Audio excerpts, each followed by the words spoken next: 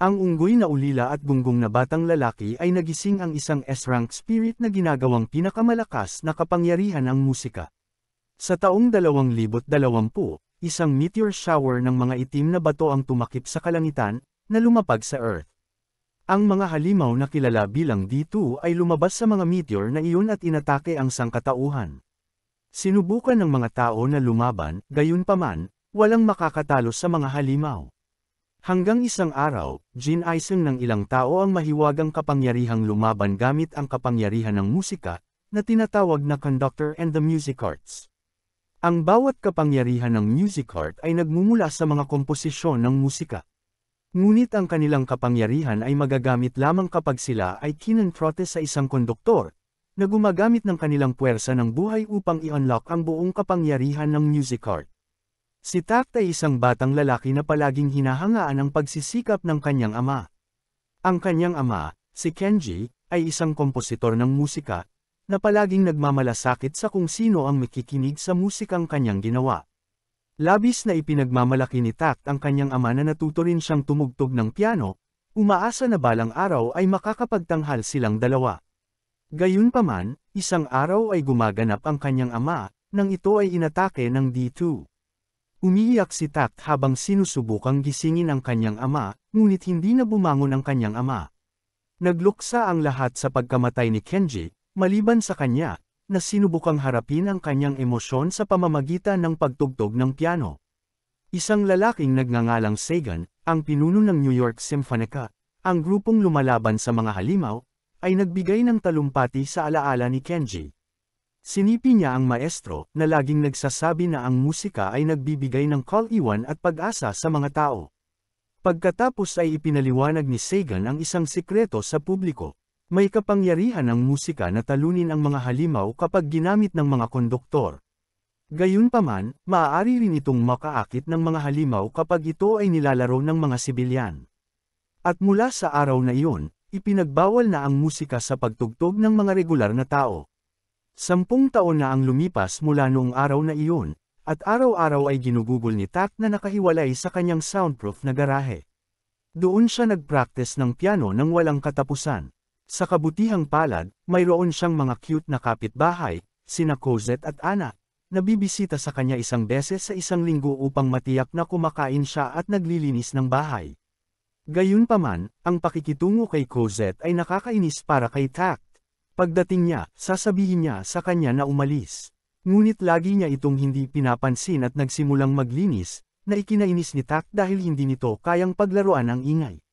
Nagsimula silang magtalo, ngunit si Anne, gaya ng dati, ay pumasok at pinagalitan sila.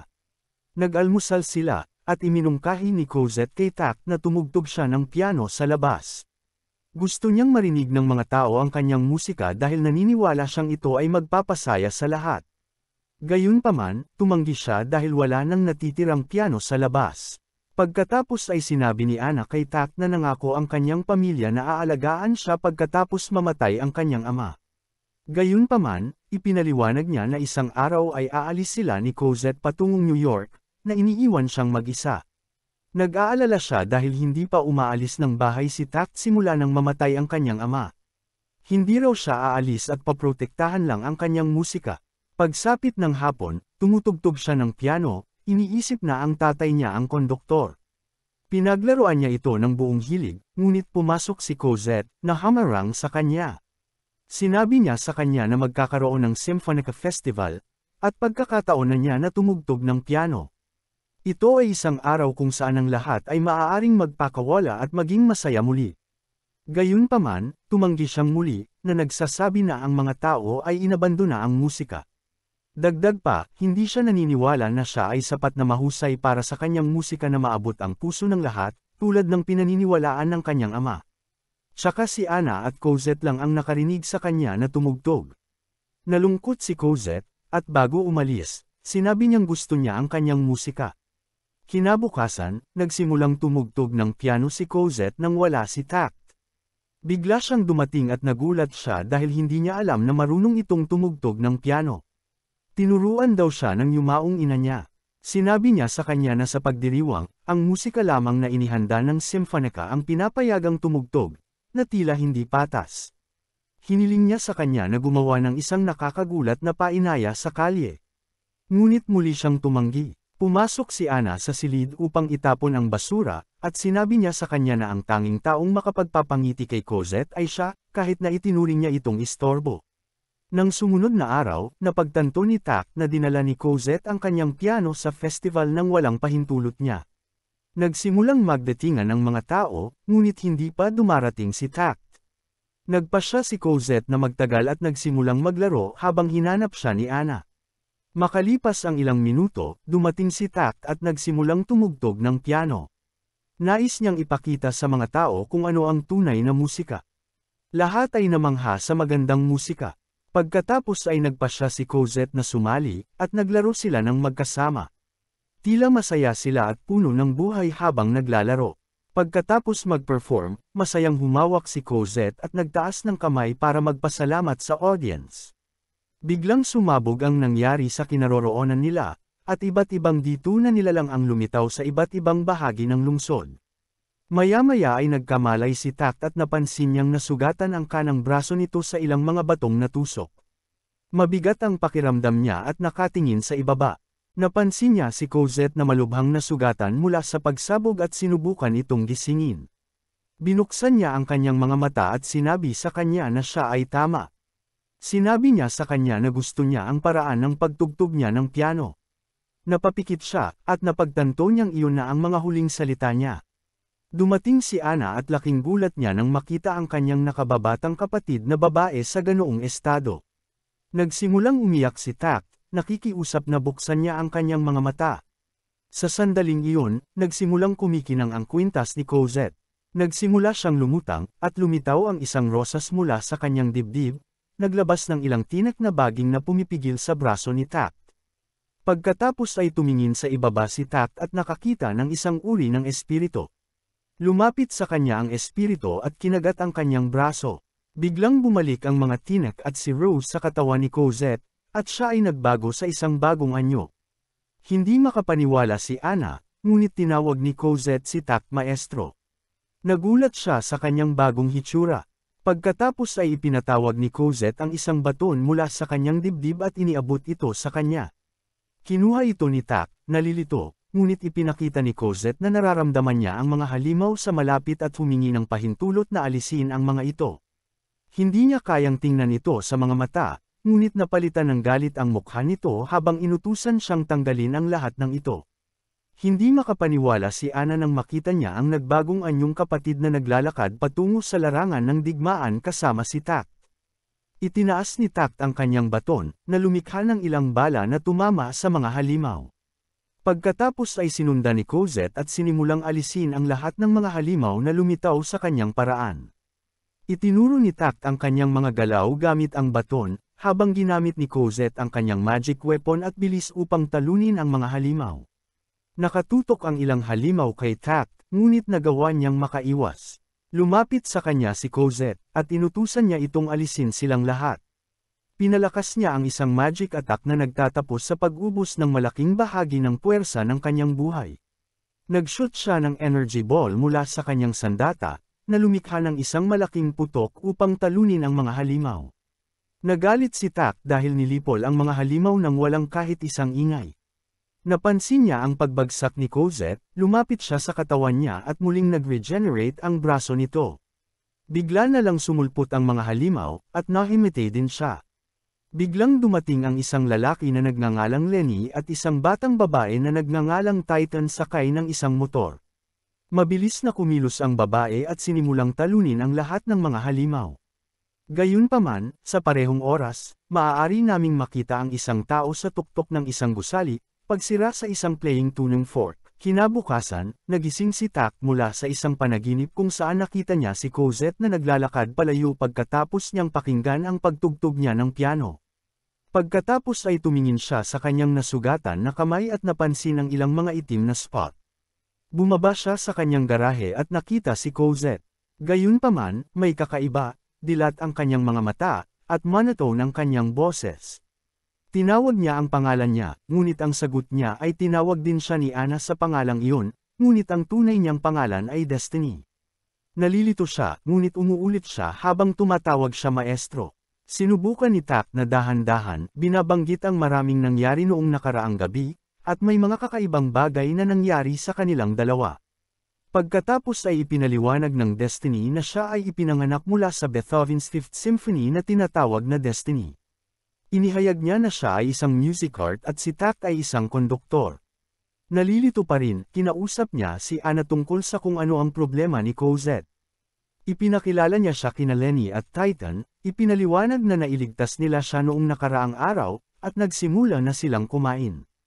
Ipinaliwanag ni Lenny na nang bumagsak ang mga meteorite na tinatawag na Black Knight Siderite, lumitaw ang mga D2 na nilalang at hindi na matalo. Kahit na ang advanced na teknolohiya ay hindi nagkaroon ng pagkakataon laban sa kanila hanggang sa ang music arts ay nilikha ng Symphonica. Ang kanilang kapangyarihan ay nagmula sa Harmony Mineral, na may enerhiya na kabaligtaran sa mga nilalang na dito at tumugon sa musika. Gamit ang bagong nahanap na kapangyarihang ito, nagawa nilang itaboy ang mga dito sa dormancy at tapusin ang labanan. Iyon ang nagdala sa Sagan Declaration. Tinanong ni Tak si Lenny kung bakit kakaiba ang kinikilos ni Cosette, halos robotic. Sinabi sa kanya ni Lenny na hindi sila sigurado kung paano dumating ang mga dito sa eksena. Sinabi ni Lenny na ang isang pagbabagong music arts ay karaniwang nagsasangkot ng mahabang proseso sa mga lab kapag nagpapakita ang mga ito ng potensyal, ngunit hindi niya naunawaan kung bakit natural na naging isa si Cosette. Paliwanag niya, hindi ito normal na pangyayari at nawawala ng alaala ang mga nagiging music arts.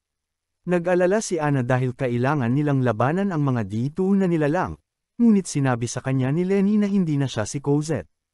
Ipinaliwanag niya na ang mga nagiging music art ay nawawala sa kanilang sarili at sa kanilang mga alaala.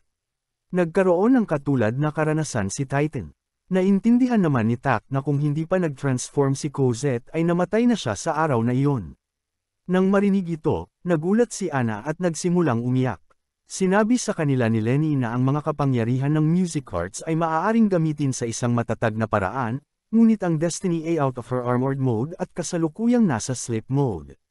Ang mode na ito ay hindi maisip, at may mali sa kanyang kakayahang kontrolin ang kanyang output ng enerhiya. Kinalaunan noong araw na iyon, nagplano sina Anna at Tak na pumunta sa New York dahil maaari nilang imbestigahan kung ano ang nangyayari kay Cosette doon sa punong tanggapan ng Symphonica. Doon din nakatira ang kapatid at mga magulang ni Anna. Gayunpaman, ang pagpunta doon ay komplikado at mapanganib dahil kailangan nilang dumaan sa mga lugar na may maraming dito na nilalang. Nagbigay ng payo si Lenny sa mga lugar na may mas kaunting aktibidad sa D2. Tinanong ni Anna si Lenny kung maaaring gumaling si Cosette sa New York. Sumagot siya na hindi siya lubos na sigurado, ngunit may posibilidad. Binanggit niya na hindi niya planong pumunta sa New York ngunit maaari niyang samahan sila para sa isang makabuluhang bahagi ng paglalakbay. Nagpahayag ng pasasalamat si Tak sa ginagawa ni Lenny, at umalis si Lenny upang mag-impake ng kanyang mga gamit. Sinabi ni Anna kay Tak na umaasa siyang maaaring gumaling si Cosette at bumalik sa dati niyang sarili dahil sa kasalukuyan ay walang emosyon siyang kumilos. Sinabi ni Anna na naging music art si Cosette dahil pinuprotektahan niya ito. Biglang nawala ang braso ni Tak, at nag-transform si Cosette, mabilis na lumipad. Pinuntahan siya ni Tak. Dumating si Lenny at sinabi kay Anna na nararamdaman ng music arts ang mga D2 na nilalang mula sa malayo, kaya malamang natalunin sila ng Destiny. Sinundan din sila ni Lenny at Titan. Natagpuan ni Tak si Cosette na nakikipaglaban sa isang D2 na nilalang. Tinanong niya kung ano ang kanyang ginagawa, at tumugon siya na ang kanyang tungkulin ay alisin ang mga nilalang na D2. Ibinigay niya kay Tak ang kanyang baton, at ginamit ni Destiny ang kanyang sandata para maalis ang mga D2 na nilalang, ngunit mas marami ang patuloy na dumarating. Dumating sina Lenny at Titan para tumulong.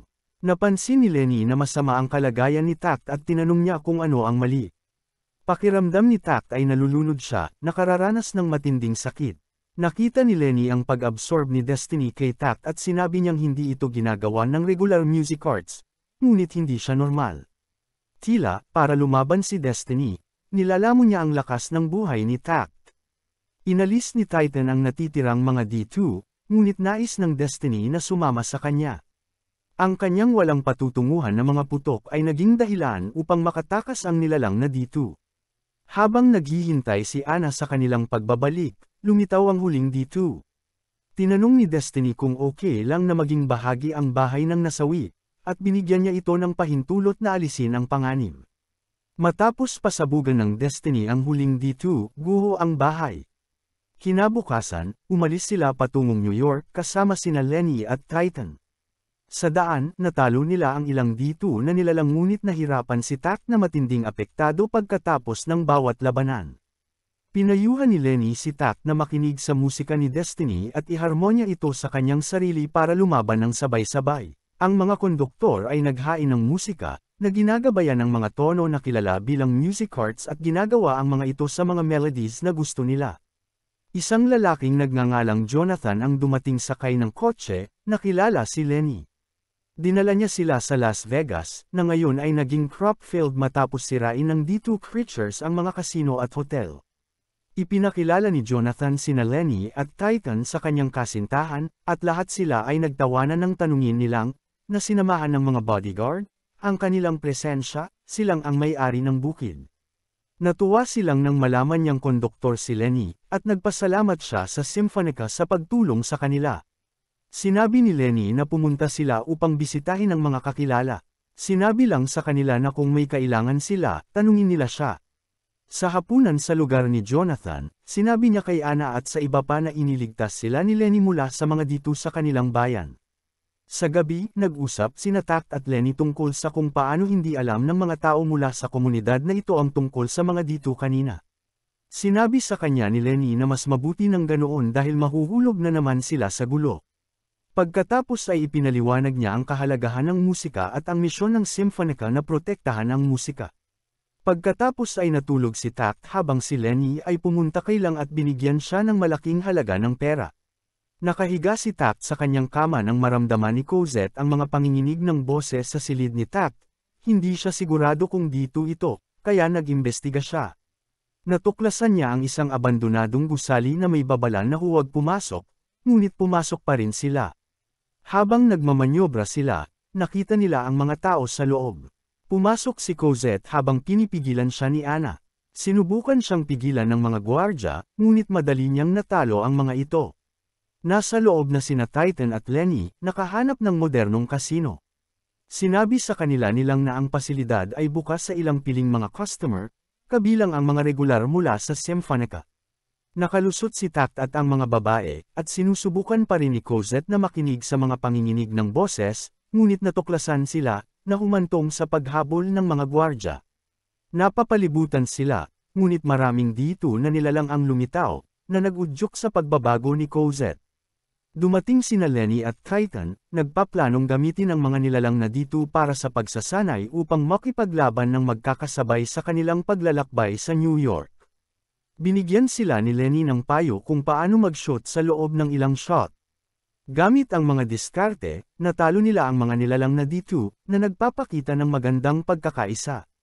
Pinigilan ni Titan silang nakunin ang pera na pag-aari ng mga manggagawa sa bukid.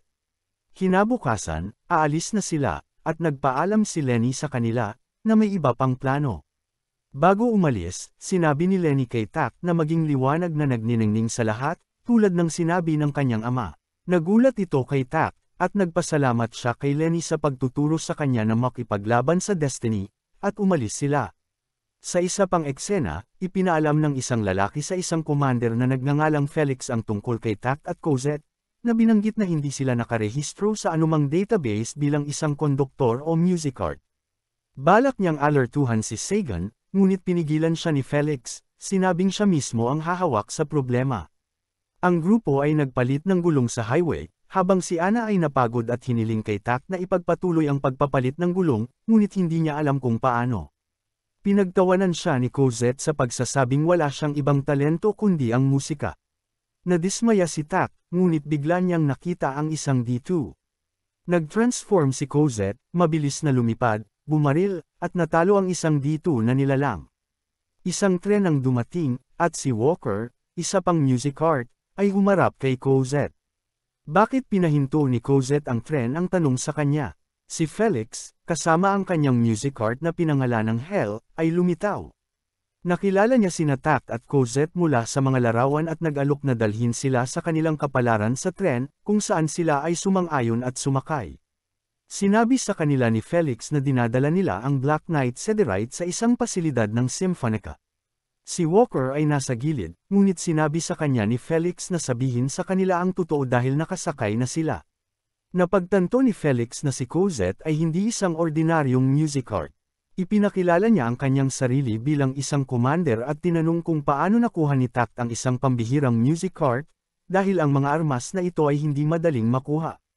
Nagalit si Anna nang tinukoy ni Felix si Cosette bilang isang sandata, ngunit nagpatuloy si Felix, na nagpapaliwanag na sila ay nilikha upang labanan ang mga nilalang na D2. Tumanggi si Tact na sagutin kung paano niya nakuha si Cosette bilang music cart, at pagkatapos ay ipinadala ni Felix si Walker upang dalhin sila sa kanilang mga silid upang magpahinga. Ipinahayag ni Walker ang kanyang kawalan ng tiwala at binalaan sila na huwag manghimasok sa kanilang mga misyon. Hindi maintindihan ni Tact, ngunit naramdaman ni Cosette ang maraming nilalang na dito at nag-transform, umakyat sa tren upang lumaban. Noong una ay tumutol si Walker ngunit sumama sa laban kasama si Cosette nang makita ang mga nilalang na dito. Tinanong ni Tact kung bakit hindi tinutulungan ni Hel na alisin ang mga dito na nilalang, at ipinaliwanag ni Walker na hindi kikilos si Hel hanggang sa maramdaman niyang nasa panganib ang commander. Sapat na ang paglalakad upang maalis ang lahat ng panganib. Isang dito na nilalang ang lumitaw sa likod ni Tact, ngunit madaling inalis ito ni Cosette gamit ang kanyang sandata. Natalo nila ang lahat ng dito na nilalang, ngunit ang tren ay kailangang huminto dahil sinira ni Cosette ang mga riles, at kailangan nilang ayusin. Pinagalitan sila ni Walker dahil sa hindi pagdinig sa babala niya at saka umalis. Nagsimulang tumawa si Hel dahil napasigaw sila at iminungkahi kay Tact kung paano makipagkaibigan kay Walker. Tumanggi si Tact, ngunit lumapit si Hel, iginiit na pilit niyang gawing kanya si Walker. Dahil wala siyang konduktor, kailangan niya ng isa. Bagamat siya ay mukhang mabagsik sa labas, siya ay malinis sa loob. Tinanggihan ni Tact ang ideya. Nilaingan ni Hel si Cosette, pinuri ang kanyang mga mata at sinabing kailangan niya ng aksesory na may parehong kulay, ngunit pinigilan siya ni Cosette. Sinabi ni Hel na gusto niya sila bago umalis. Si Felix naman ay tinanong si Anna tungkol sa lahat, at sinabi nito sa kanya. Sinabi niya sa kanya na umaarte siya na parang binabantayan sila, na ikanalitaw niya. Sa gabi, maraming dito na nilalang ang lumapit, at si Walker ay nabigla nang ang Black Knight Sederite ay nasil ng maayos. Naghanda si Tact na magsagawa, at si Cosette ay nagbago upang lumaban sa tulong ni Walker. Ngunit nagsimula silang mawala ng kanilang mga kapangyarihan habang ang kanilang mga lakas ay naubos. Mas mabilis na naubos ng mga music cart na walang konduktor ang kanilang kapangyarihan. Tumingin si Tact sa langit at nakita ang isa pang kayeg ng mga dito na papalapit. Sinabihan niya si Cosette na mag-shoot kung saan niya sinabi, ngunit nawalan siya ng lakas at hindi lahat ng shot. Pumasok si Walker upang iligtas siya mula sa umaataking D2. Ngunit sa huling dalawang kuha, ang lahat ay magkakasama. Tinutukan niya ang bundok para pahinayin ito kaya bumagsak ito sa mga lumilipad na D2. Nagpasalamat si Walker kay Tact, kinikilala na kung wala siya at si Cosette, hindi nila matatalo ang mga nilalang ng mag-isa. Nagpasalamat si Tact gamit ang pangalan ni Walker kaya kinabahan siya. Biglang lumitaw ang isang higanteng nilalang na D2, at si Tact at Walker, na pagod, ay hindi na makapagpatuloy sa pakikipaglaban. Humingi ng pahintulot si Hel kay Felix na lumaban, na pinagbigyan niya. Nag-transform si Hel, mabilis na nilapitan ang D2 na nilalang, at sa dalawang sipa lang, naalis ito.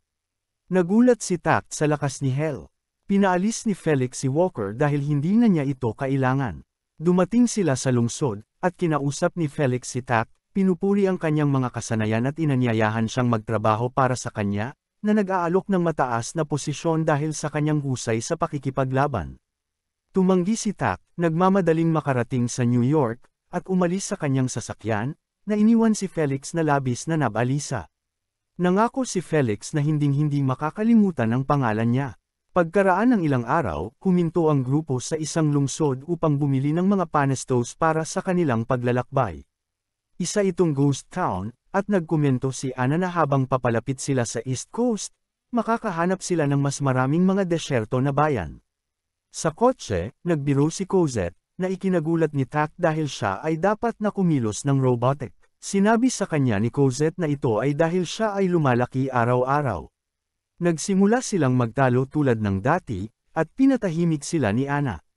Nanatili si Tact sa sasakyan habang namimili sina Anna at Cosette. Sa tindahan, isang matandang lalaki ang nagtrabaho at sinabi sa mga babae na ang bayang ito ay kadalasang may mga matatanda. Habang nag-iipon siya ng kanilang mga gamit, sumakit siya ng likod at hindi makagalaw. Kaya, sinubukan ng mga babae na tulungan siya. Sa ganitong paraan, sinimulan nilang ayusin ang mga problema ng mga tao. Pinangarap ni Tact ang araw na namatay ang kanyang ama, na nasaksihan ang dalawang silhouette ng mga tao na nag-alis ng dito na umatake sa kanya at sa kanyang ama. Nagising siya at hinanap ang mga babae kanina ngunit pumasok sa isang bar ng makarinig ng musika. Inikat niya ang mga kaset at nakita niya ang musika ng kanyang ama. Sinabi ng bartender na pumili siya ng magandang musika at inilagay ito. Nagulat si Tact nang makitang hinahangaan ng mga tao ang kanyang ama, ipinahayag na narinig nila siyang tumugtog. Pagkatapos ay isiniwalat ni Tact na si Ken ang kanyang ama. Nagulat silang lahat, habang ang mga batang babae ay tapos na sa ilang mga gawain at tumatawid sa kalye. Isang matandang babae ang lumapit at tinawag si Ana Maria, kinaladkad siya sa kanyang bahay, iniisip na siya ay kanyang anak. Kahit sinubukan ni Ana na sabihin sa kanya na hindi siya si Maria, hindi nakinig ang babae. Samantala, ipinakita ng mga taga-bar kay Tact ang isang silid na may piano para tumugtog siya. Natuwa si Tact at sinimulang tunang piano. Malungkot ang isang lalaking nakasama ni Ken noon dahil matanda na siya at hindi na nakakapaglaro. Sinabi sa kanya ni Tact na maswerte siyang buhay dahil maririnig niya itong tumugtog. Naglaro siya, at lahat ay humanga.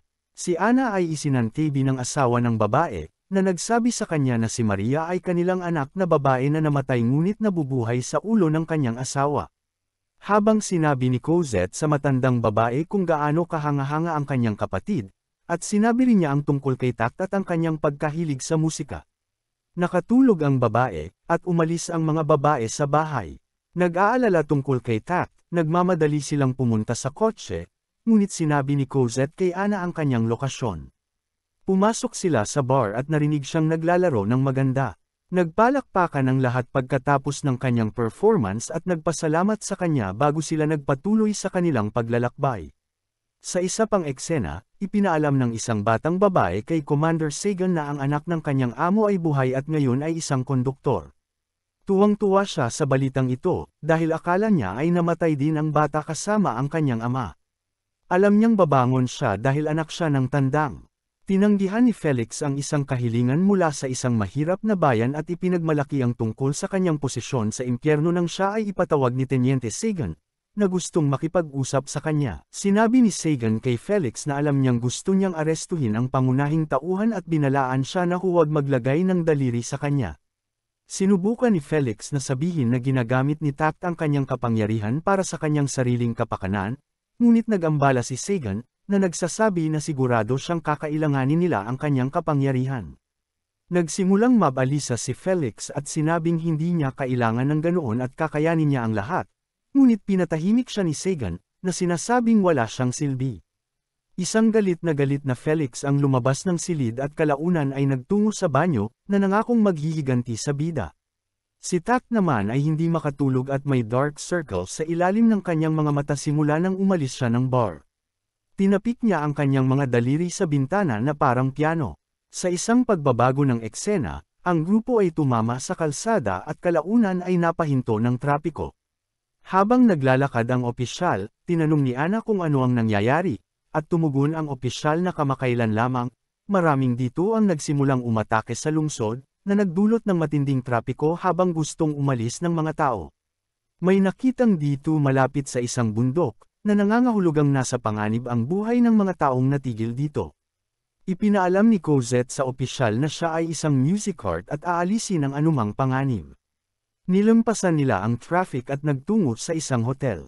Habang iniiwan nila si Tact sa kanyang hotel room ay agad niyang sinimulan ang paggalaw ng kanyang mga daliri sa mesa. Nadismaya si Ana, at nilapitan siya ni Cosette at binali ang kanyang leeg. Nahulog si Tact sa sahig na hindi kumikilos, at tinanong ni Cosette kung ano ang nasa isip niya. Tiningnan niya ito sa mata at naramdaman ang init at sinabi sa kanila na nag-compose siya ng kanta. Nadama ni Ana na parang bumalik siya sa kanyang lugar at masaya para sa kanya. Kaya, nagpasya siyang tulungan siya sa pamamagitan ng paghiling sa hotel management na maglaro siya ng isang bagay. Natuwa si Tact at naisip na ito ay isang piano, ngunit ito ay isang maliit na portable na tinatawag na melodica. Ang buong gabi ay ginugol sa pag-compose, at sa umaga, biglang nawala ang kanyang braso. Lumabas siya at nakita niyang bumalik si Cosette matapos makipaglaban sa ilang D2. Tinanong ni Tact kung bakit hindi siya tumawag sa kanya, at sinabi sa kanya ng Destiny na ito ay dahil wala ang kanyang ulo. Sa ganitong paraan sila nagkaroon ng away. Ngunit alam niyang walang silbi ang pakikipag-usap sa kanya, at nagdahilan siya na ituloy ang kanyang mga plano. Nang maglaon, sinubukan ni Tact na mag-relax sa lungsod, at naalala niya ang sinabi ng kanyang ama na ang mahalaga ay kung sino ang gusto mong marinig ang kanta. Ngunit nang makita niya si Cosette, sinimulan niya itong sundan at napagmasdan itong tinutulungan ang isang ina na bumili ng pagkain para sa kanyang anak. Mukhang mabait din siya sa mga bata. Dumating si Ana at tinanong kung nagulat ba siya sa ginawa ni Cosette. Tinanong niya kung paano siya natagpuan, na sinabi niya na nagkataon na nakakita siya ng isang makulimlim na stalker. Sabi ni Tact, nagulat siya nang makita siyang ganoon, at ipinaliwanag ni Ana na sa kanilang paglalakbay, maraming tao ang nakilala ni Destiny at nagsimulang magkaroon ng damdamin. Sinabi rin niya sa kanya na ang melodica na ipinahiram niya sa kanya ay natagpuan ni Cosette. Sinusubukan niyang suportahan siya. Iniisip niya kung siya pa rin si Cosette sa ilalim.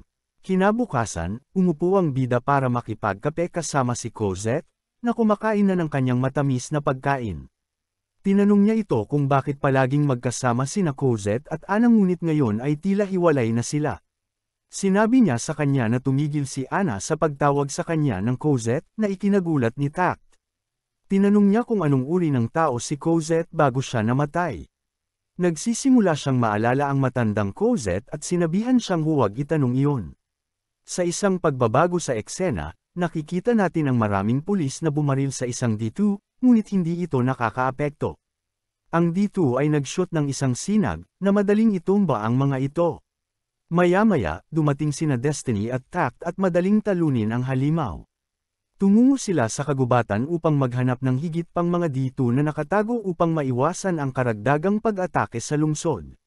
Si Tact, na namumutla dahil sa naubusan ng enerhiya at insomnia, ay humiling sa nag-aalalang si Cosette na tumuon sa gawaing gagawin. Biglang naramdaman ng Destiny na maraming D2 ang nagtipon sa isang lugar. Agad silang pumunta ngunit nakita nila si Hel at Felix na napapalibutan ng mga D2. Natarante si Tact dahil hindi niya maintindihan ang nangyayari. Ipinaliwanag ni Felix na ito ang kapangyarihan ng impyerno, umaakit at gumising sa mga D2. Gumagamit siya ng tono na nagiging sanhi ng pagsuko ng mga D2 sa kanya. Napagtanto ni Tact na si Felix ay umaakit ng mga D2 sa maraming lungsod, na naglalayong bawasan ang populasyon, paniniwalang ang mga walang kwentang tao ay nagsasayang ng yaman sa mundo. Ipinahayag niya ang kanyang sarili bilang isang bayani na sumusuporta sa mundo mula sa mga anino. Nais niyang lumikha ng isang perpektong mundo kung saan ang mga napili lamang ang magtitipon. Baliw daw si Tact. Ipinahayag ni Felix na naakit niya ang mga D2 sirain ang lungsod sa pista kung saan namatay si Cosette. Iyon ang unang pagkakataon na ginamit niya ang kapangyarihang ito. Si Tact, galit na galit, ay nagpahayag na papatayin niya si Felix. Ngunit si Felix, na labis na napupuot kay Tact, ay gustong kumawala sa kanya. Hindi kapani-pani walang mabilis ang paggalaw ni Tact at tatamaan na sana si Felix, ngunit hamarang si Hel para protektahan siya at hinampas si Tact. Nagulat si Felix sa bilis ni Tact. Hinihiling niya na lumayo si Hel, ngunit tila nag-e-enjoy siya sa paghaharap. Sinabihan ni Cosette si Tact na huminahon para makapag-isip sila, ngunit nilalamon siya ng galit.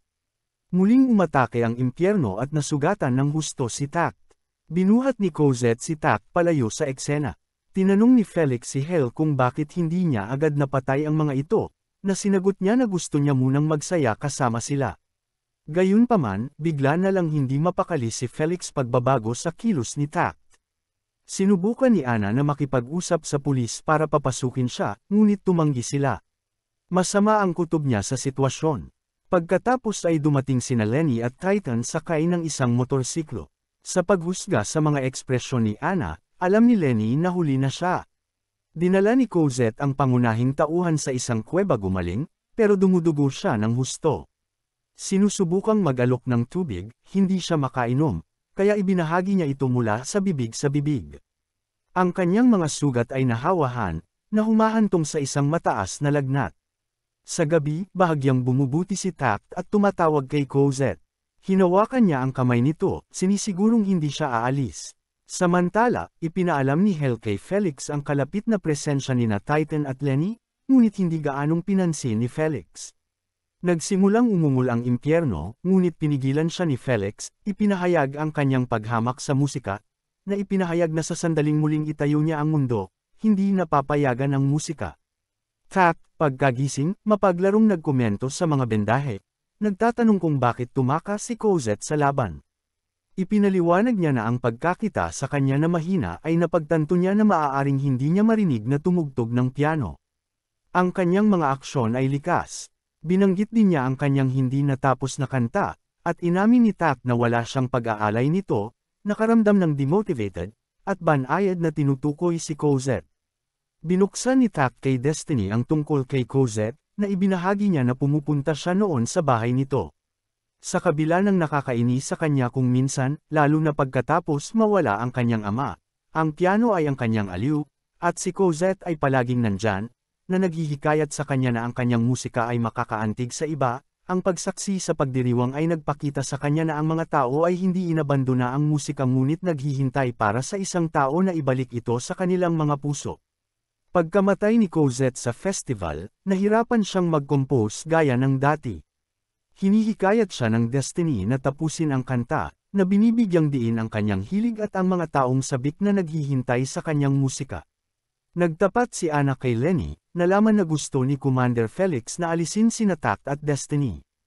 Tiniyak ni Lenny sa kanya ang kanilang lakas, hinimok siya na huwag tumakas mula sa pagharap sa Destiny, kahit na hindi na niya tawagin ang pangalang Cosette. Idiniin ni Lenny na nandyan siya para suportahan sila. Kinabukasan, nagpaalam si Cosette sa pagod na Tact, na nakonsensya sa pag-ubos ng kanyang puwersa sa buhay. Hinarap niya si Hel at Felix, iginiit na hindi niya kailangan ng master para talunin sila. Armado ng palakol, nakaharap siya sa mabigat na impyerno, na nagtitiis ng tuloy-tuloy na pag-atake. Nagising si Tact, napansin niyang wala si Destiny, at hinanap siya. Hinawakan ni Hel si Destiny sa leeg, hinihingi ang kanyang pagsuko, ngunit nananatiling matatag si Destiny, na nagpapahayag ng kanyang pagnanais na mamuhay si Tact ng mapayapang buhay sa pagtugtog ng piano. Habang si Hel ay malapit ng baliin ang leeg ni Destiny, nakialam si Tact, at sina Lenny at Titan ay sumali sa away. Sinasalubong ni Titan ang impyerno sa isang katugmang labanan. Tiniyak ni Tact kay Destiny na nakahanap siya ng taong makikinig sa kanyang musika, siya. Sa pakiramdam na pinarangalan, ang Destiny ay hinihikayat ni Tact na gumamit ng mas maraming puwersa ng buhay kung kinakailangan. Ipinaalam ni Lenny kay Felix na dehado siya ngayong naka-recover na si Tact, at nagbago na ang Destiny. Inaatake ng Destiny ang impyerno, na tumawa ng baliw at hindi iniisip ang sakit. Biglang, ang parehong music carts ay umakyat sa langit, nag-charge ng malalakas na pag-atake, at sabay-sabay na nagpakawala ng mga higanteng beam.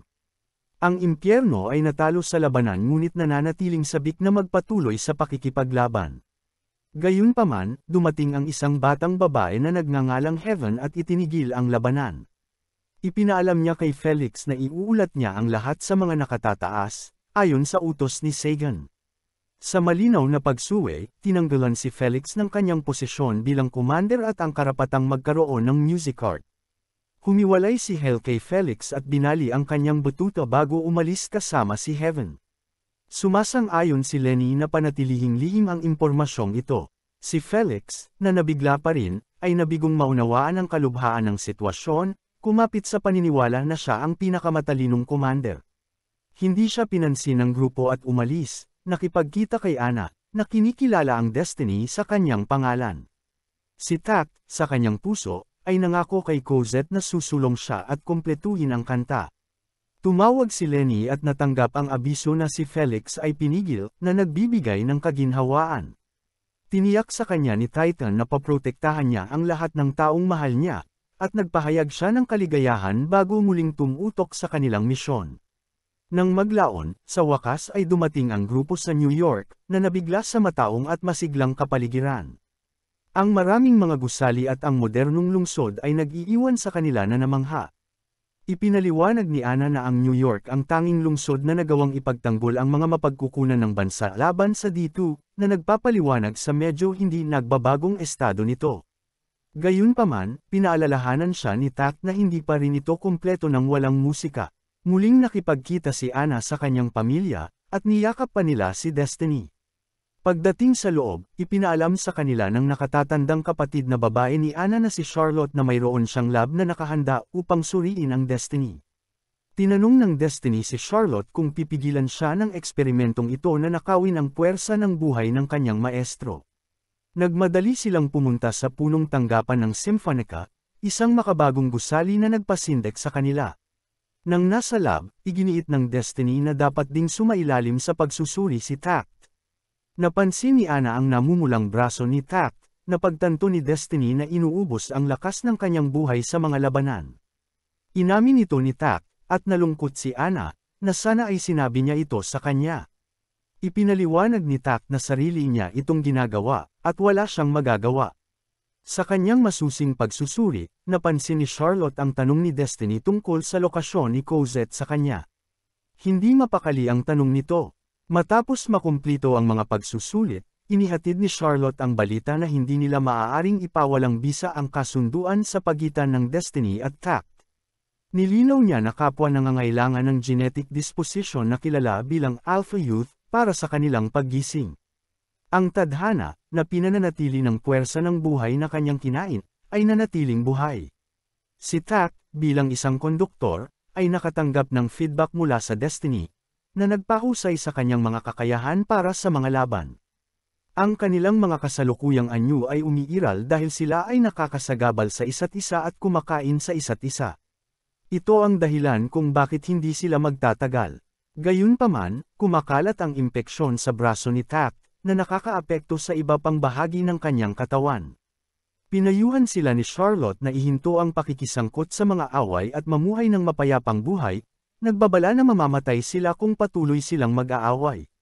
Kinabukasan, pinilit ni na Destiny at Ana si Tact na lumabas ng kanyang silid para sa isang araw ng kasiyahan at pamimili, pagbisita sa aquarium at parke. May ideya si Ana na iwan sina Tact at Destiny na mag-isa sa parke habang pauwi sila ni Charlotte. Tinatrato ni Tact ang Destiny ng mas maraming matamis, at nagpatuloy sila sa paglalakad, na natitisad sa alaala ng isang music hero. Sa kabila ng kawalan ng musika ng lungsod, ito ay malinaw na mahal na mahal. Si Tact, na hindi alam na naghihintay ang mga tao sa pagbabalik ng musika, ay nakaramdam ng pag-asa. Nagbigay din sila ng respeto sa artista.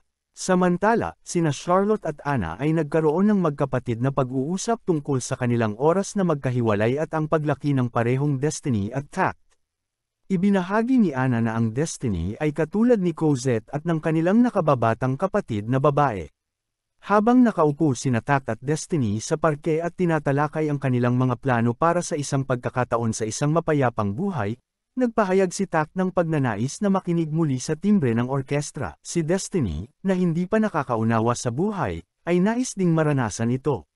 Nangako si Tact na pagkatapos nilang talunin ang lahat ng D2, matutupad nila ang pangarap na ito.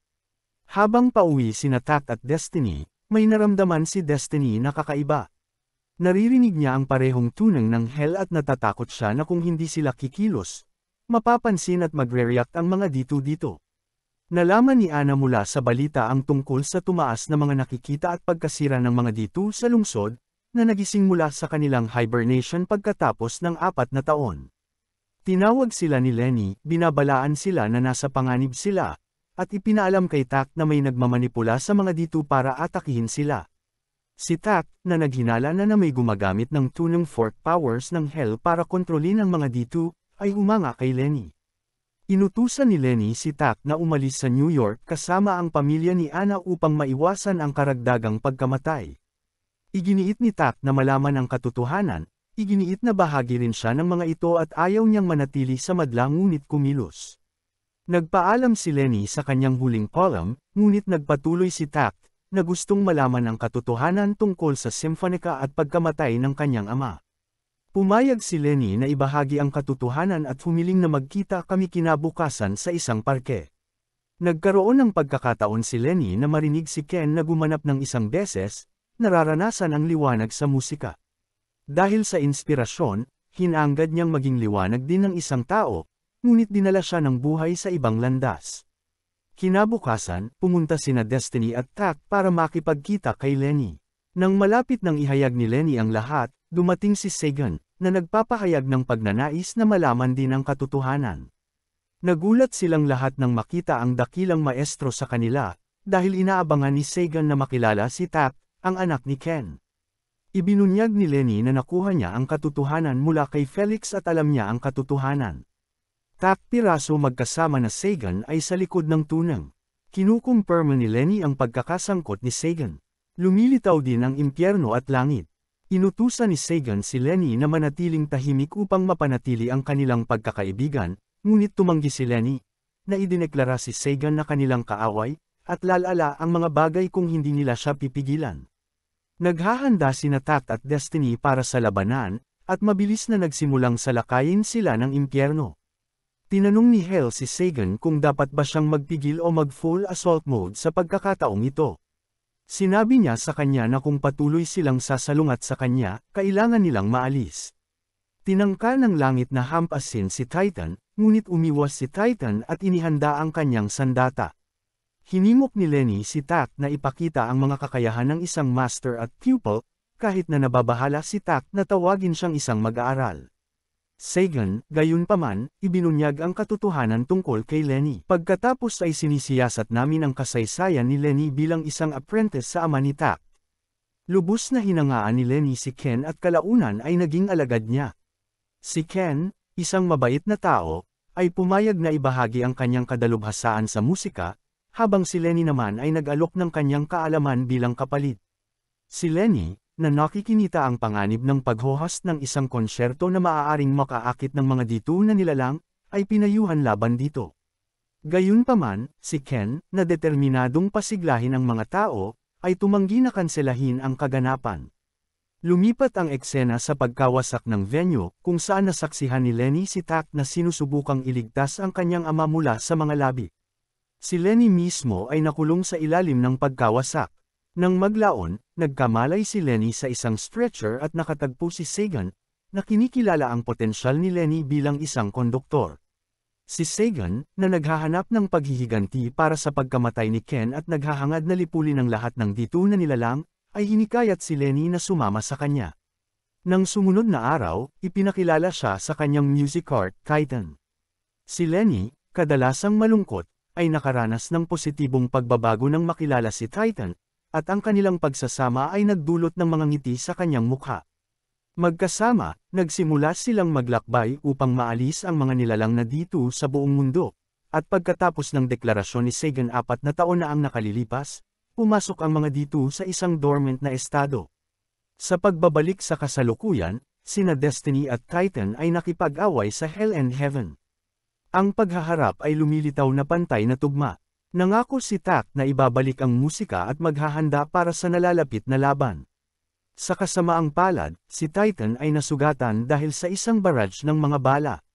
Naiwan ang tadhana para harapin ang dalawang kalaban. Nararamdaman ni Tak ang kanyang puwersa sa buhay, at ang kanyang mga pinsala ay kumakalat. Nang malapit nang magpakawala ang Destiny ng isang malakas na putok mula sa kanyang baril, bumalik siya sa kanyang orihinal na anyo at nadiskubre si Tak na gumuho sa malapit. Inutusan ni Sagan ang Heaven and Hell na tapusin ang trabaho, at tinutukan nila ang Tak at Destiny. Gayunpaman, nang si Heaven ay malapit ng barilin si Tak, si Lenny ay namagitan, siya mismo ang kumuha ng mga shot. Si Lenny, na malubhang nasugatan, ay nag-ipon ng kanyang huling lakas para sa isang malakas na pagganap. Ang Titan, masyadong, ay nagbabago at naglulunsad ng sabay-sabay na pag-atake. Si Lenny, batid sa kanyang nalalapit na pagkamatay, ay determinadong makamit ang tagumpay. Samantala, nararanasan ni Sagan ang pakiramdam ng nirvana, na nakahanap ng kasiyahan sa pagsasama-sama ng sakit at kagalakan. Sa climactic na sandali, nagpakawala si Titan ng napakalaking putok na nakatutok sa impyerno, ngunit hamarang ang langit at natalo. Ang pagliko ng mga kaganapan ay nagudyok kay Sagan at Hell na umatras, kasama si Sagan na nagpapahayag ng pag-asa para sa mga pagtatanghal sa hinaharap ni Tact. Sa lupa, si Lenny ay nasa isang kritikal na estado, at si Titan, na nalulula sa emosyon, ay nagsimulang umiyak.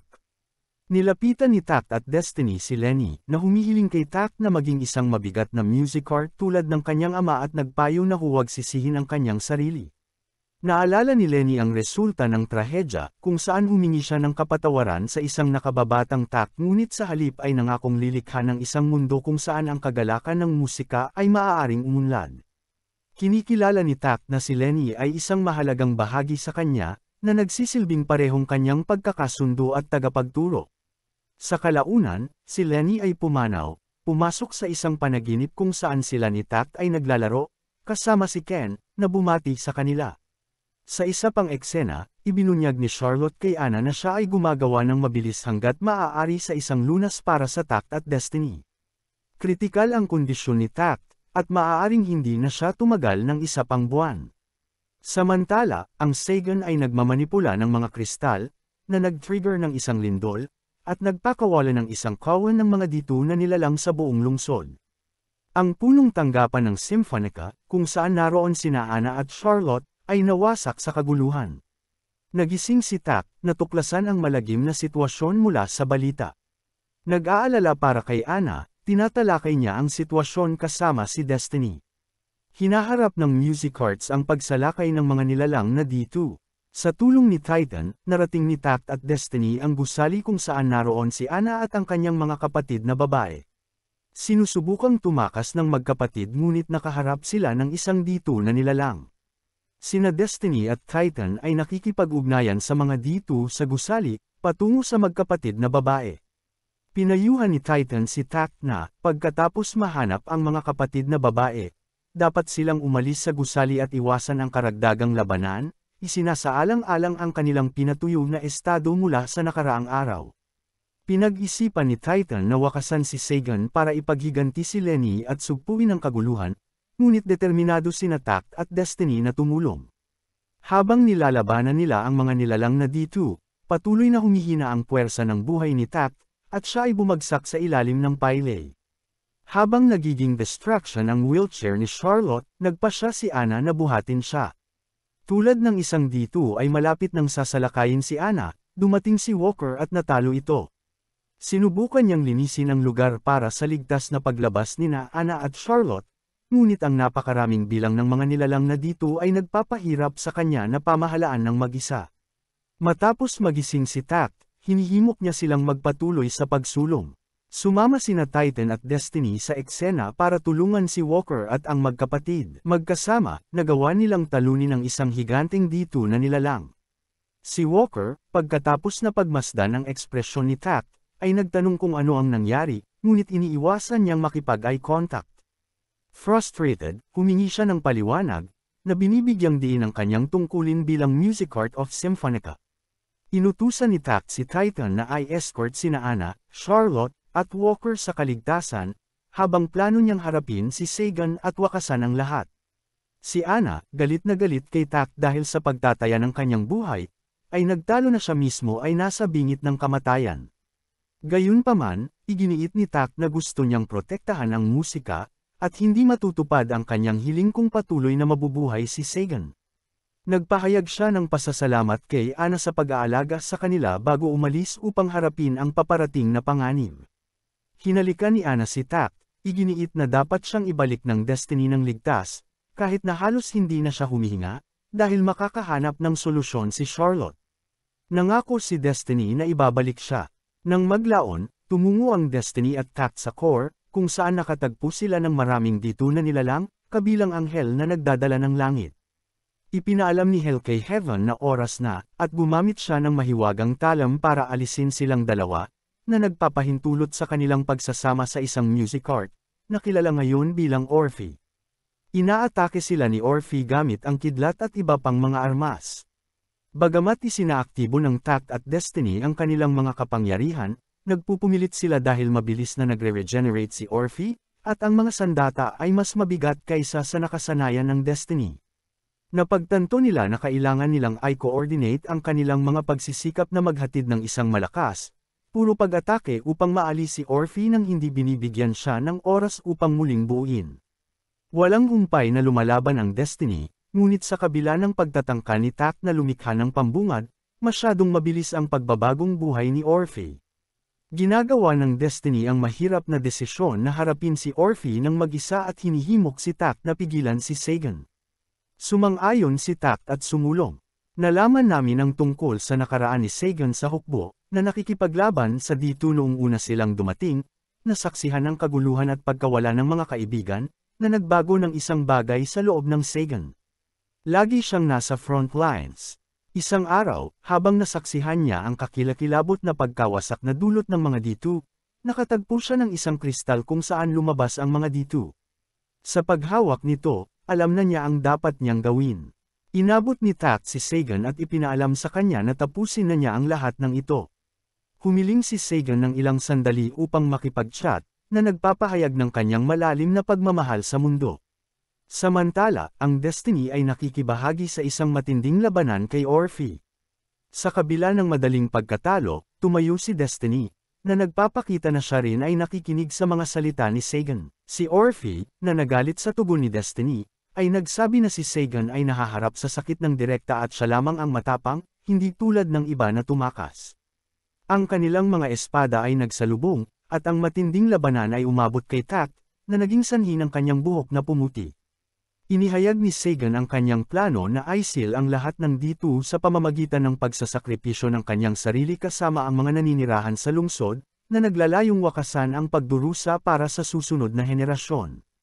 Ipinaliwanag niya ang kanyang motibo, na nagpapahayag ng pagnanais na iligtas ang mga susunod na henerasyon mula sa impyernong pag-iral na ito. Si Sagan ay umiibig sa ideya ng sakripisyo at kaluwalhatian nito. Sinabi niya kay Tact na oras na niya para sa huling pagtatanghal. Samantala, itinulak ni Orphée ang Destiny habang sinusubukan niyang patayin siya. Hinarang ng tadhana ang espada, at naganap ang isang matinding labanan. Sa kabila ng unang pagkatalo, nakakuha ng lakas ang Destiny mula sa tiwala ni Tact sa kanya at naaalala ang kanyang mga paghihirap. Ang bagong natuklasang pagpapasya na ito ay nagpapahintulot sa kanya na sa wakas ay manalo sa paglaban kay Orphée. Habang kinakain ng katiwalian si Orphée, tinapos siya ng Destiny. Sinabi ni Tact kay Sagan na ang musika ang magliligtas sa kanila, ito ang kanilang pag-asa at kaligayahan. Gamit ang sandata ni Destiny, pinatay ni Tact si Sagan, na naging sanhi ng pagkabasag ng mga kristal sa lungsod. Nakahiga sina Tact at Destiny sa tabing dagat, nakikipag-usap. Ibinaba ni Tact ang kantang kanina pa niya ginagawa. Akala ng tadhana ay sumuko na siya mula nang dumating sila sa New York. Kahit na nasa isip niya ang himig, kailangan pa rin niyang bigyan ito ng hugis, gaya ng iminungkahi ni Destiny, na ipinanganak mula sa musika. Sa kalaunan, nagpasya si Tact na magpahinga, tiwala na darating ang iba upang iligtas sila. Siya ay pumanaw, at si Destiny, na puno ng kalungkutan, ay hinalikan siya, ipinahayag ang kanyang pagmamahal bago mawala. Nakahanap sina Anna at Charlotte ng isang walang malay na Tact na may palawit ng Destiny sa kanyang kamay. Sinisikap nilang bigyan siya ng pangunang lunas. Pagkaraan ng ilang buwan, nakita namin ang mga tao na muling itinayo ang lungsod, at ang mga kapatid na babae ay nagtutulungan.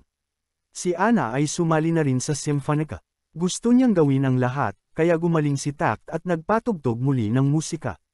Salamat sa panunood mga par. Kita-kits ulit sa susunod.